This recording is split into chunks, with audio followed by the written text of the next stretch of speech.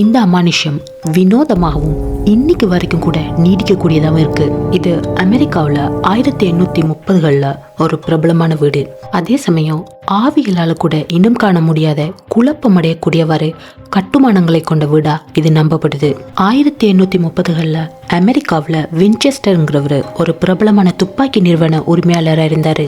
Winchester இறந்த பின்னாடி அவரது மனைவி சாராவுக்கு பயம் ஏற்படுது. அதாவது அவங்களோட துப்பாக்கி நிறுவன கம்பெனி மூலமா இறந்தவர்கள் பலர் ஆவியா வந்து அவங்கள பழிவாங்கலான்னு பயந்தாங்க.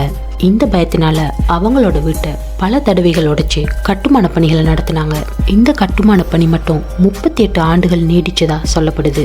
இந்த வீட்டுல 160க்கும் மேற்பட்ட அறைகள் இருப்பதா சொல்லப்படுது. தேவையே இல்லாம 10,000க்கும் மேற்பட்ட ஜன்னல்கள்.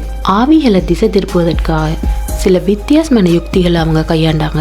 2000 கதவுகள், தேவையே இல்லாத இடத்துல படிக்கட்டுகள், ரகசிய சாலைகள். சில படிக்கட்டுகள் திடீரென முடிஞ்சு போயிடும், சில அறைகள் வெறுமையா இருக்கும். ஆக மொத்தம் இந்த வீடு அமானுஷ்யம் நிறைஞ்ச வீடா கருதப்பட்டது.